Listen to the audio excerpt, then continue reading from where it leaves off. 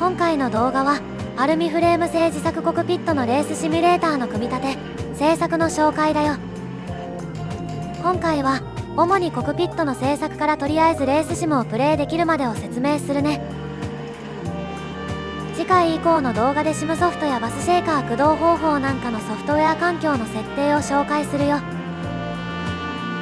もともと自作コクピットのレースシムを使ってたんだけど、いろいろと問題があって一旦バラしてたんだ。問題の一つはモニターの故障で、他にもコントローラのドライバー更新なんかでうまく動作しなくなった。それに加えてサーキット走行のメインが4輪から2輪になって4輪のレースシムの必要性が低下した。ただ荒らしたまま放置するのももったいないんで、故障したモニターを交換しつつもう一度組み立てて活用してみることにするよ。まずコクピットの構成を CAD でデータ化してるんで、参考までに寸法関係を説明するね。レースのメイン材料は 40mm 角、長さ 1150mm で、シートからモニターまでを配置できる長さにしてる。2本並べたメイン材料を 25mm 角 380mm 長さのフレーム3本ではしご状にしてレースフレームにしてる。そこに 40mm×60mm、高さ 460mm の柱を立てて同じ寸法の 460mm の針でつなぐ。これがモニターベースで、ここにアームタイプの3面モニタースタンドを固定する。それからモニターベース手前に 40mm 角 460mm の柱を立てて 25mm 角と 25mm×50mm のフレームで平面的な枠を組む。ここに板を固定してテーブル状にしてハンコを固定することになる。コクピットのフレームはこの程度で、構成としては単純だけど、一から寸法を考えると迷うところも多いんで参考になると思うよ。アルミフレームは雪技研というメーカーのレコフレームを使ってるよ。いろんなメーカーで似たアルミフレームが販売されてるけど、レコフレームはジョイント部分に特徴があって使いやすいんだ。接合部分は特殊なジョイントとテーパーボルトでつなぐだけだから組み立てが簡単だね。一般的な三角ジョイントとボルトと専用ナットを使うものと比べると手間もコストも抑えられるね。それじゃコクピットフレームを組み立てるよ。一度は組み立てられてるものだから、個々のフレームの場所さえ間違えなければ難しい作業じゃないね。組み立てる前に使う場所をマーキングしておくとスムースに作業ができるよ。とはいえ接続部分も多いし、いろいろと位置関係を調整するとそれなりに時間はかかる。それと溝に入れるナットやジョイントは組み立てる前に入れてないと後から入れられないケースがあるから注意が必要だね。およそ CAD で設計した通りに組み立てた。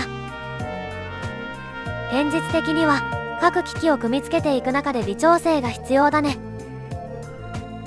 フレームが組み上がったらモニタースタンドをセットするけど、ここは 40mm 2連タイプの強度が高いものにしてるよ。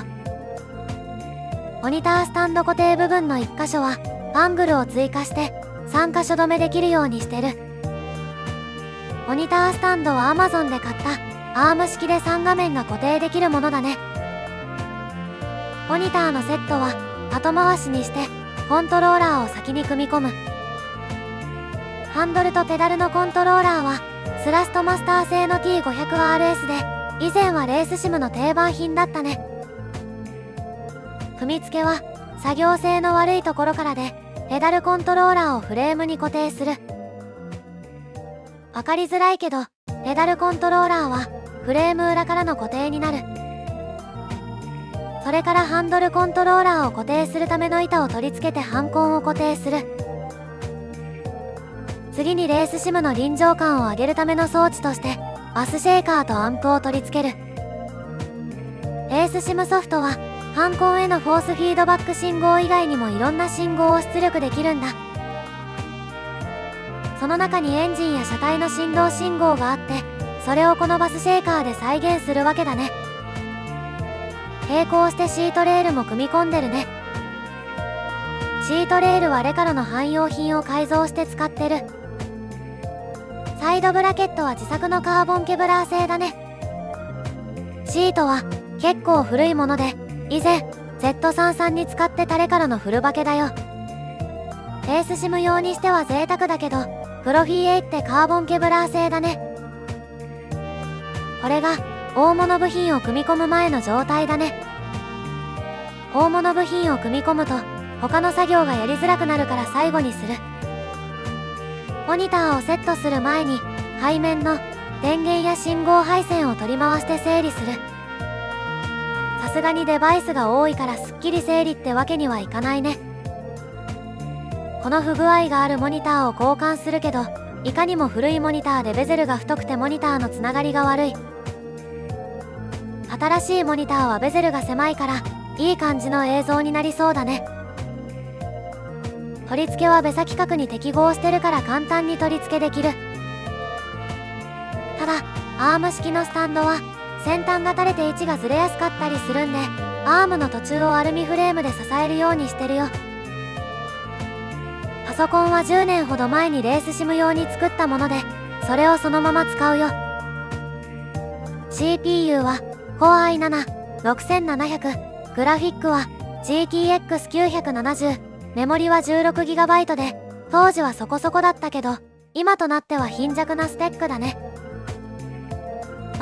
レースシムソフトのアセットコルサのリリースも同じ時期なんで、シムを普通に動かす分には問題ないレベルだね。OS は Windows 11にアップグレードしてて、立ち上げた状態で3画面を普通に表示してくれる。ただ環境設定を整えないとレースシムで3画面表示してくれないし、バスシェーカーも振動装置として動作してくれない。レースシムらしく動かすための環境設定については別の動画で説明するとして、これが標準環境でのレースシムの動作状況だね。3画面の設定ができてないんで、真ん中の画面だけしか表示されない残念な状況だね。この状態だと普通のプレステなんかでゲームしているのと同じ感じだね。それでもハンコを使ったことがない人だと、そのフォースフィードバックには驚かされるんじゃないかな。今回は主にハードウェアの組み立てまででレースシムらしく使うためのソフトウェアの設定については別の動画で紹介するね。これからも DIY カスタムの情報やノウハウを動画にするからチャンネル登録しておいてね。